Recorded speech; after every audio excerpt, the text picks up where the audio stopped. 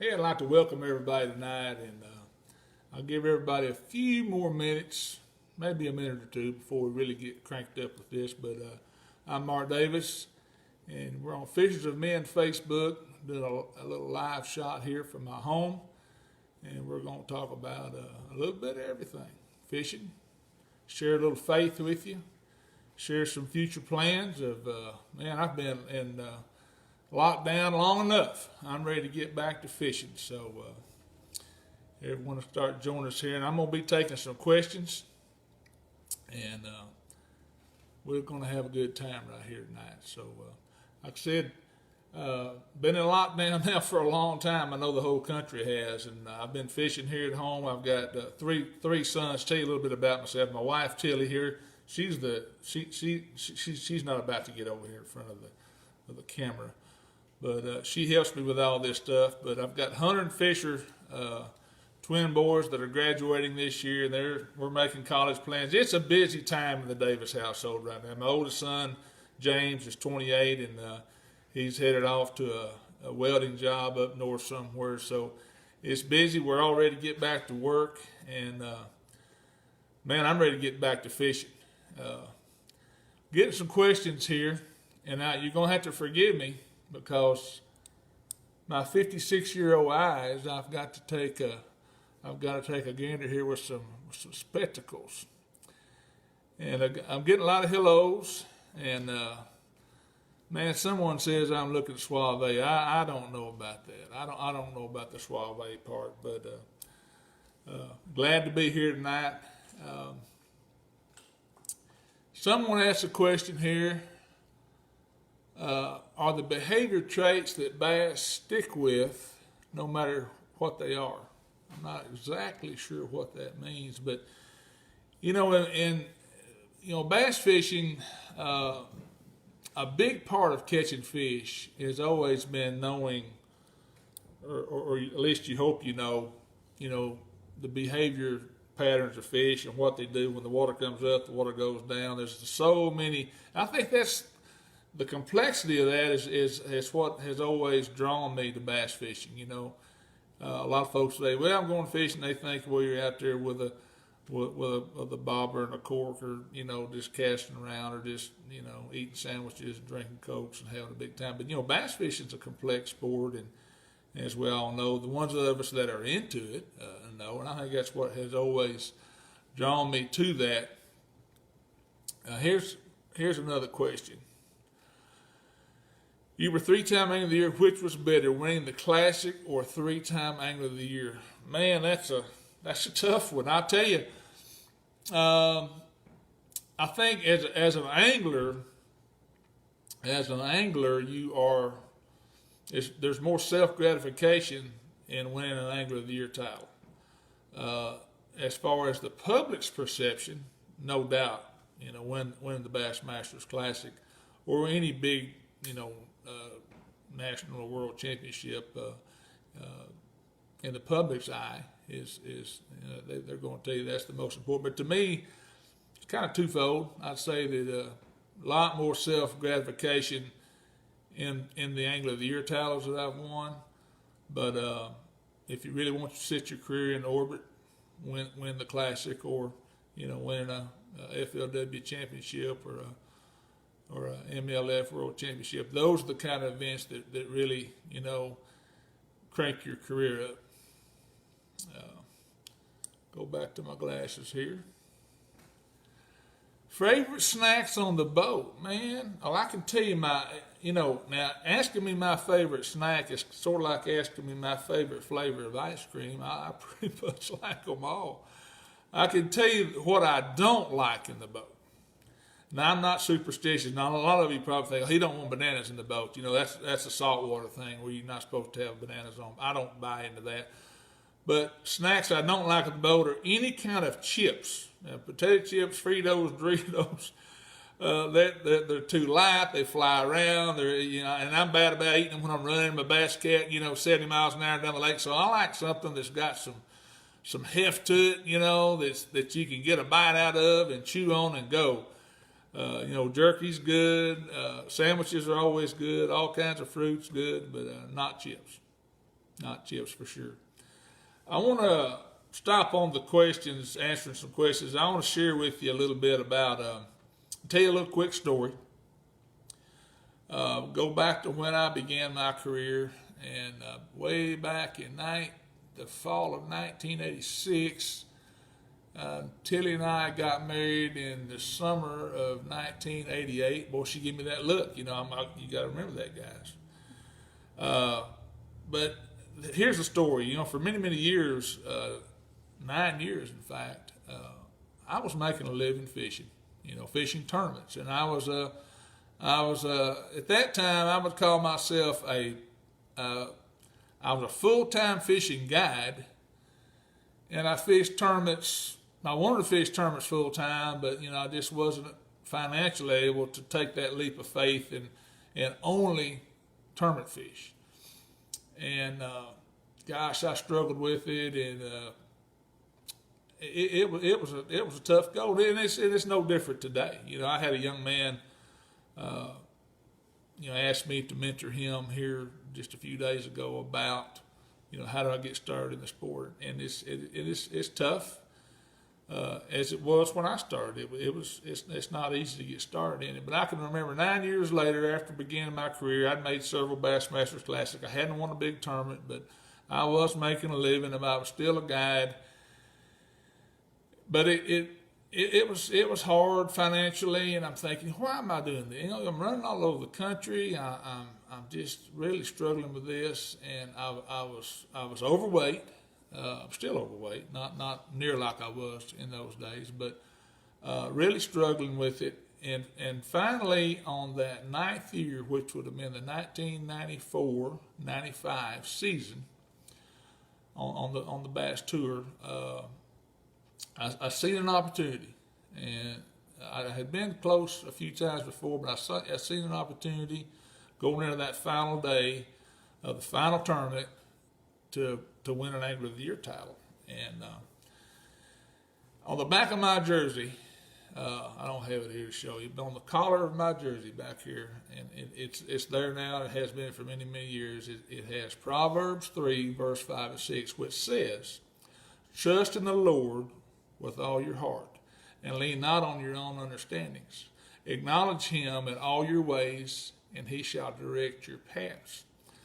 And there's been a million sermons preached on those two little short passages, and they're easy to say, but they're hard to live by. And there's several parts of this hard to live by, but the hardest part for me, and I think all of us that have skin on us that are humans, and none of us are perfect, and we all have an ego.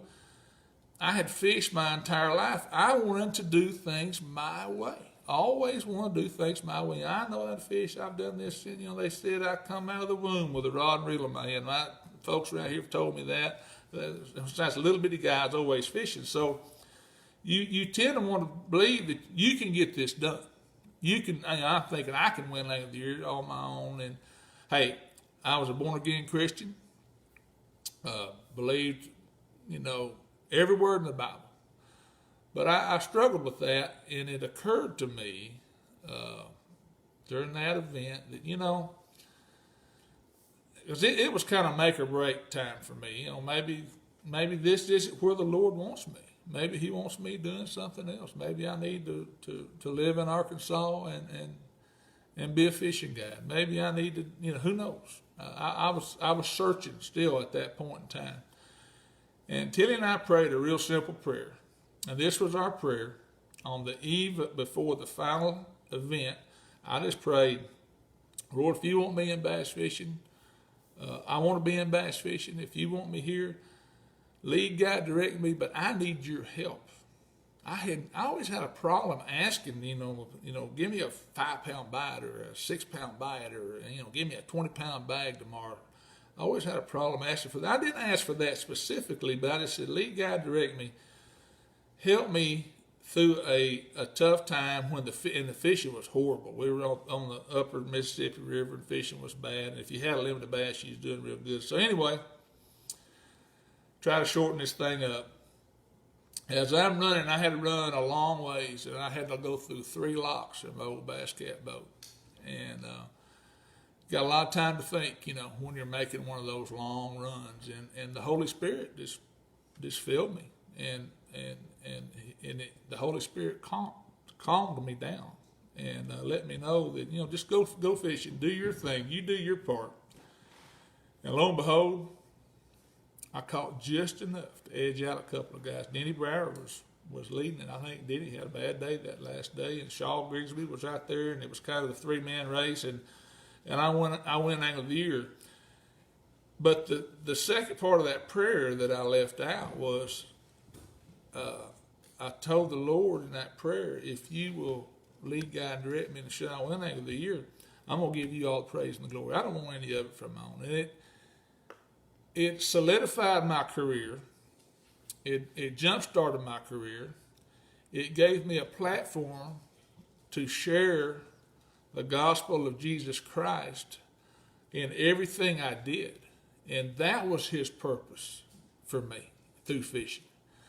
And it all, you don't see it in front of you as it's happening, but once you get on down the road and you look back, you say, oh, the Lord had his hand in that, and that was his intention, and that was his will, and that, the Holy Spirit, I knew something weird was going on running down that lake, because I'm a nervous I am a nervous, freaked out wreck running down the lake, down that river, and just like that, and I'm running along there, and and I love to hum as I'm running. Sometimes I'll sing. If I'm running real fast, I'll sing to myself because I'm the only one that can hear it. I'll sing, different hymns, but the Holy Spirit came over me, and the rest is history. And a couple of weeks later, or a couple of months later, rather, after that, I win the Classic, and I'm off and running. So that's a little story of my faith and my walk. And I'll tell you, all you brothers and sisters that are out there that are listening to me, Proverbs 3, 5, and 6 is a great passage to live your life by. But I can tell you, it's not easy. It's not easy. And the older you get, you think it's going to get easier. It doesn't. You have to keep working at it. So that's a little story about my faith, and I want to share that with everyone tonight. And here I am, some 30, 4 or 5 years, whatever it is, later, and from the time I began, not from the Classic win, but and I'm still fishing. The Lord's blessed me in so many ways, and up there today, I was working on tackle, getting ready to head out, and a lot of folks ask me. I see questions on here. Well, when are you going to retire? Well, I'll tell you, the Lord tells us to live days, live your life one day at a time, and I believe that, and I try to do that, and I take things. I take things one day at a time, one term at a time, one trip at a time, and so we're getting ready to go. I'm looking here. I see a lot of folks thank me for that testimony, and thank you for sending that in. Glad I see someone. Jeremy Mann says, seem to be happy back at the Cat. I'm absolutely thrilled to be back with Bass Cat. I'll give you another little story, a little history story here. I began my career and I was inducted into the Hall of Fame, the Bass Fishing Hall of Fame last year. What an honor and a very humbling experience. And I told this story even at the time I was with Skeeter. And I started my career with Bass Cat for 18 years. I left.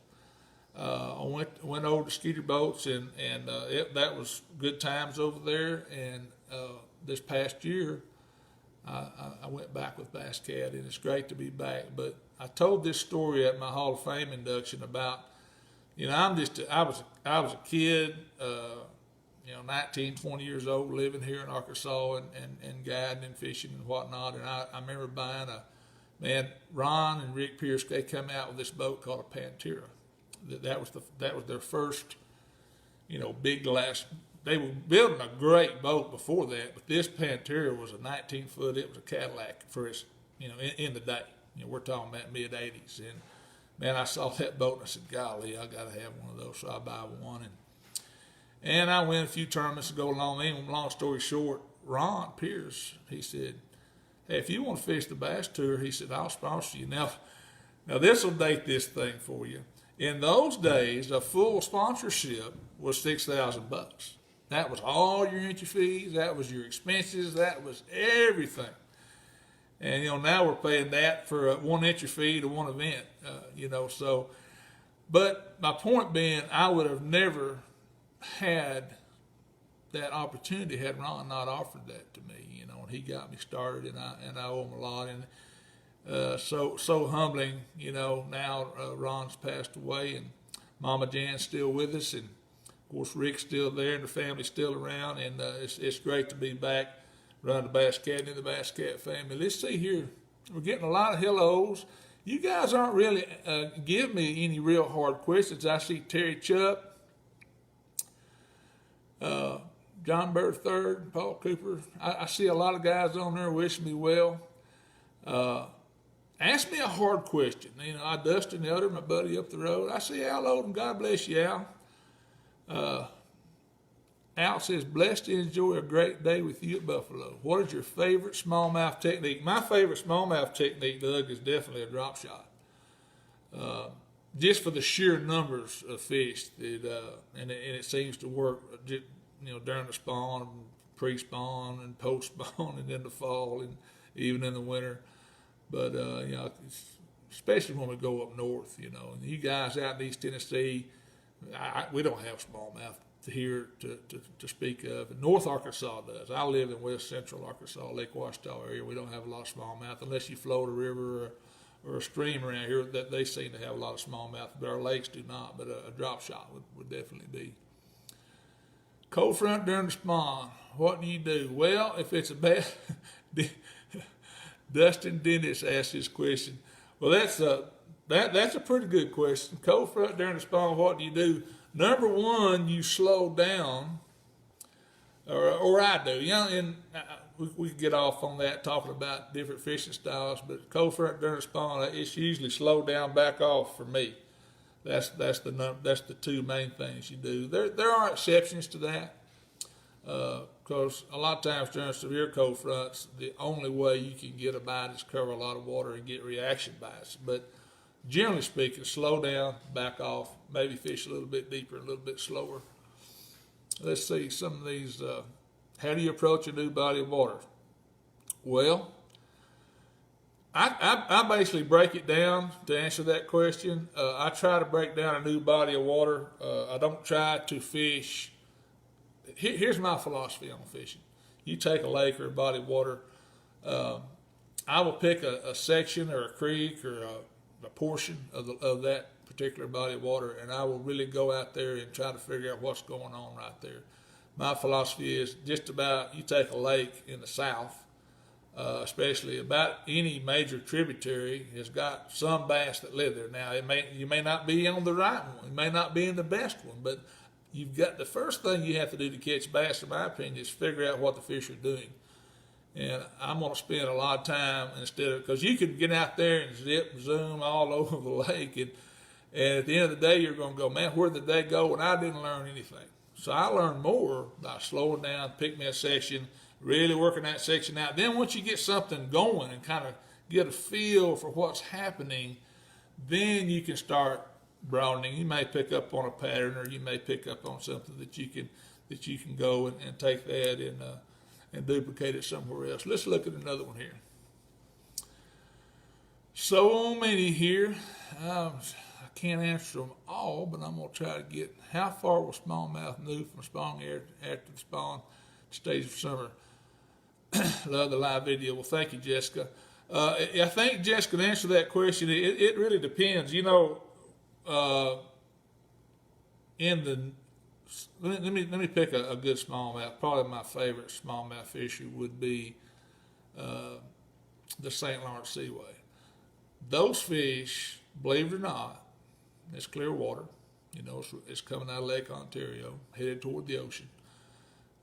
Those fish basically live, feed, spawn, do everything in the same water. Now, that's not true everywhere. A lot of places, yes, fish are, smallmouth do move up, they spawn, then they do pull back out. But it's, smallmouth are, I think they're the greatest fish God ever created for freshwater. I've always said that. I love catching largemouth. I love catching spotted Kentucky bass and all of them, but the smallmouth are my favorite. But southern impoundments, they probably tend to move more than they do in the north. So maybe that helps you some. Let's see here. Chris Wells wants me to tell the color of the story of the Color Selector. Oh, Chris, you devil. That's a long story, Chris. I'll try to tell it real short. Years ago when I was guiding, I had this. Everyone know what the Color Selector is, okay? The Color Selector was this gadget. Basically, it was a light meter.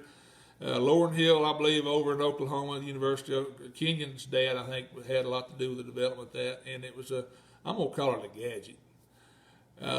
It was basically a light meter. You dropped it down, and the sunlight on this probe in the water, and depending on the clarity of the water and so forth, it had this dial, and it would go from gray to white, black, blue, red, green, purple, all these different colors. So it was a great device for selling lures because, if you bought this gadget, this Color Selector, well, you had to have every crankbait color, and they were the most ugliest crankbaits you ever saw. They were solid red, this solid green, solid white, solid gray, nothing, just boom, there it is, like that cup right there, that old MLF cup. It's just, one color.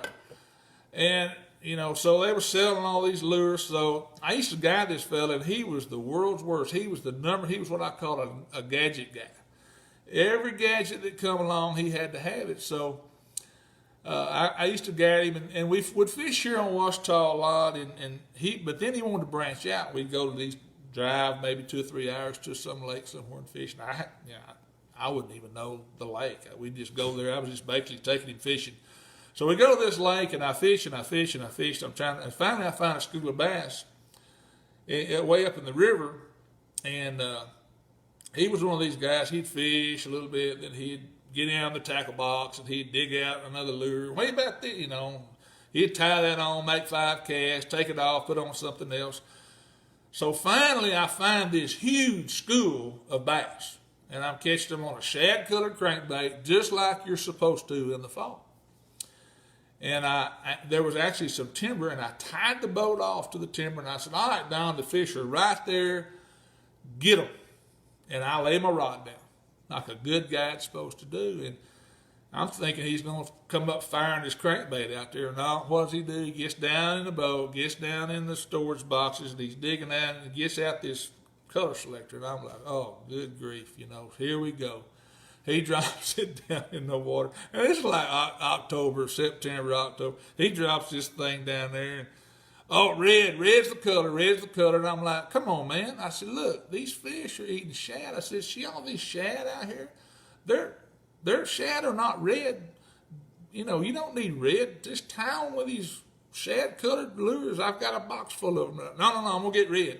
Sure enough, he gets this handy-dandy box this big, full of every stupid-looking color of crankbait that's made, and he pulls out a red, I believe it was a 7A bomber, and it was just red. I mean, there wasn't any stripes, there wasn't any black back, there was nothing. There's some eyes on it, and it was red, and the bill was clear, and he ties it on.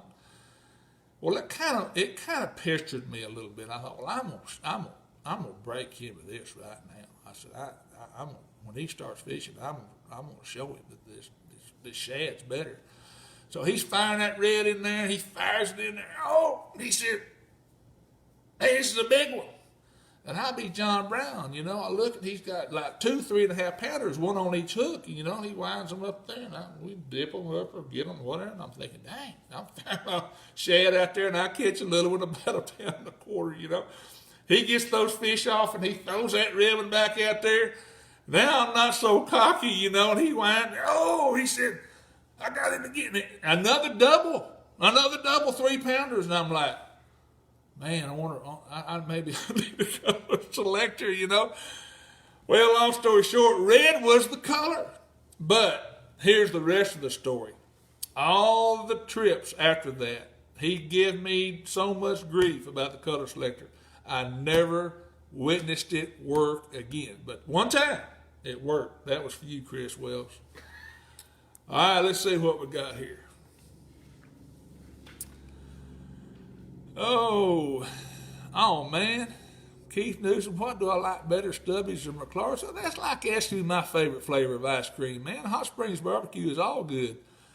I grew up in the McClars neighborhood, and I went to school with all those guys, so I'm going to have to say McClars, but Stubbies is a close second.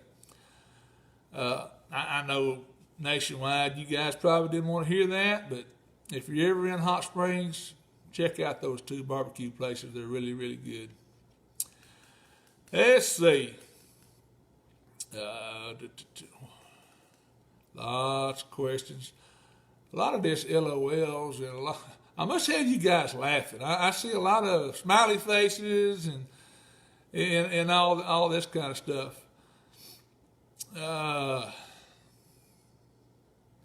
Y'all come up with one here because I'm. What was my first thought when I won the Classic? Oh man. You know, it's surreal when something like that happens, because I went into that Classic, I didn't think I'd win it, you know. I mean, it was the Lord's doing. It wasn't much of my doing. I was so happy just having one Angler of the Year, but, you know, you get in a zone. Bass fishing is no different than any sport that you watch, whether it's, you know, baseball, football, you know, golf. You get in a zone. There's a zone that you get in. When you get in that zone, just like everything you do is right. Every decision you make is right. You're almost talking to the fish, and we see it yet today. You know, when guys get hot, get in the zone, they get out. Some guys stay in it longer than others, but I don't know what my first thought was. You know, praise the Lord. I guess if I had to answer it, that would be it. Let's see here. What else we got? Best rod for Deepwater, Texas, and Carolina rig. Well, my favorite rod for deepwater fishing is a rod that Lew's makes. It's 7 foot 11 inches long. It's called Magnum casting rod. It comes in the Lew's Light series, which is the bare blank with a silver wrapping on the back, you know, and the wind grips. But 7 foot 11. You say, well, why 7 foot 11? Well, the rod's parabolic. It's not a stiff rod. It has plenty of backbone, but it's not what I call a club. But it takes up a lot of slack. And that big rod, I can really get those fish good with a jig, worm, Carolina rig, same rod. Use same rod on all those. Anytime I'm fishing deep, I do prefer a long rod just because of the leverage and the advantage of taking out a lot of slack out of the line on the hook set. Let's see what we got here. Here we go, see. What are your expectations as you wind down your career? Would you like to win another one? Well, sure, I want to win another one. And I've kind of elated to this tonight. You know, 35 years of doing this, I don't care who you are, you're going to slow down. You're not going to be as hot as you once were. Would I like to win again? Absolutely. Could I win again? You bet. You know, if things get right, you know, anytime. And the thing about you fish, whether it's bass, MLF, FLW, when you're in one of those events, especially in MLF, that group of guys are so stellar. Any one of those guys could win any tournament at any time. You know, things, they get on the right fish. But, you know, to win a tournament, any tournament, whether it's a Fisher's Men tournament or a Tuesday night little fruit jar jackpot deal or a major tournament, everything has to go just right, you know. So many things that can happen to you. The fish will move, or, you know, or someone will fight them, or they'll, you know, weather knocks you out, conditions change, things happen. But if the stars line up, yeah, Yeah, I would love to win one more. I'd love to win 10 more. I'd like to get on another streak. And right now around here, I tell you, it's pretty hectic. You know, with two boys getting ready to go to college, and I mean, our plate is full. So I'm honestly, I'm looking forward to getting out of here, and getting back where I'm just thinking about catching fish instead of all the things that you do being a dad. All right, let's flip these back on here. Let's see what we got. There's a lot of guys on here that know me and know a lot of these old stories. You know, there's some of these things that I don't have time to tell, or I probably just don't need to tell on this thing. Is it, for instance, here, has your son ever met the president? No, he says, don't tell the story even though it's my favorite. I appreciate you saying that, Steve. But yeah, James has met the president, and that was back in '95, and Clinton was president, and I'm going to let it go with that. Old Dave Mercer says he's watching. Will Clute, he tells me, well, he may not want, but he should have typed it. If he didn't want me to tell this, Will shouldn't have typed this. He said, pre-spawn smallies are on fire up here on the St. Lawrence River. Next time you're up here, let's go. Game on. Sounds good. Best crankbait rod. That's a, you know, that is a great topic. We talk about crankbait rods because, you know, a lot of the guys nowadays are really have adapted over to using graphite, and that's fine if that works for you. I still like a composite rod. Kevin Van Dam's now with Lew's, and Greg Hackney's with Lew's, and we're going to be developing a bunch of new rods for Lew's that you're going to see coming out there that are going to be composite, which means they have some glass in them. I like some glass in my rod just because it's a slower action. I don't like a real, graphite cloth. When you build a rod out of graphite, even lower grades of graphite, I don't like them. Now, a lot of guys do, and there's nothing wrong with that. I mean, some guys crank with some rods that I worm fish with, and that's fine if that works for you. But I like one that loads up, that's forgiving, and one that you can launch a bait with. I don't like a stiff rod, so. I tell you right now, if I was going to tell you to go buy a good crankbait rod, Academy's got a rod that Greg Hackney designed for Lew's, and Academy's got them. They're like $100. I don't know. Don't hold me to that exactly, but they're not a very expensive rod. They're red and black. Great rod. Let me slip my spectacles back on here. See what we got here. Oh, so many questions.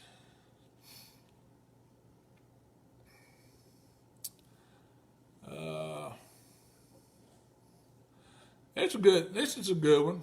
This is a good point. Sean Harris asked me, do I ever catch myself fishing memories? I call that, fishing in the past. Or do you fish the moment? Fishing the past is a no-no. Now, as far as general knowledge is good, things that have happened in the past. Areas and locations and those sort of things are usually a no-no. If you fish the past and try to duplicate, what happened last year or even last week, and most times it's not going to work. Yes, you do need to fish the moment. Fish the moment. That's the best way to go. Let's see.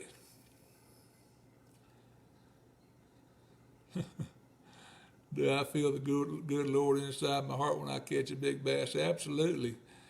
I feel the good Lord in there, and I feel him in there even when I'm not catching big bass.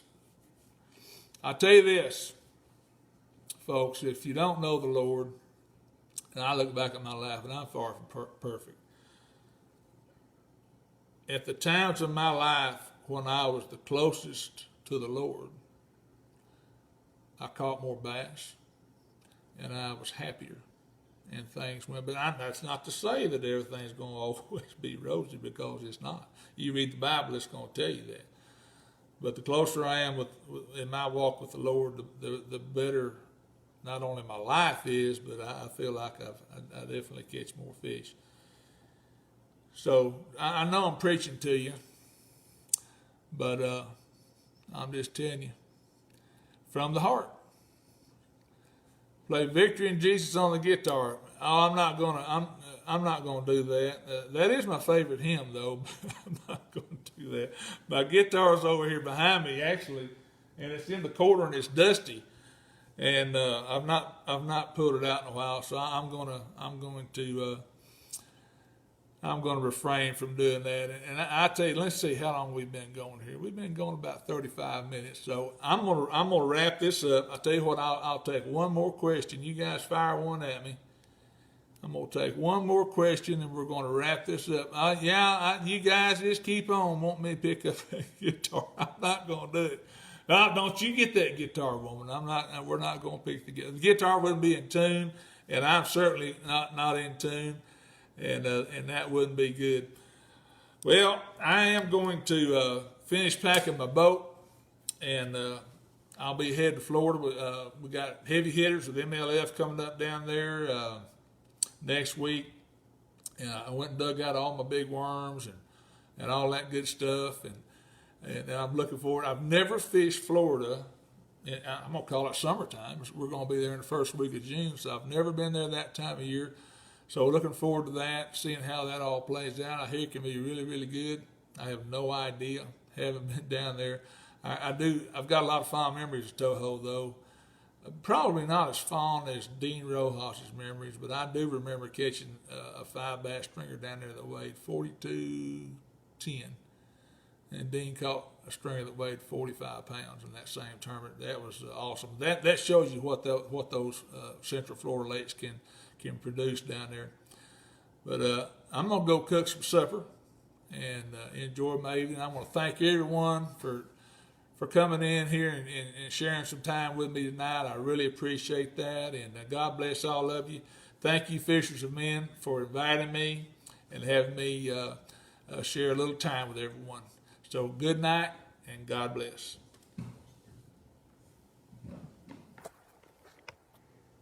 See, I got to get the boss. She knows how to turn this thing off. Good night.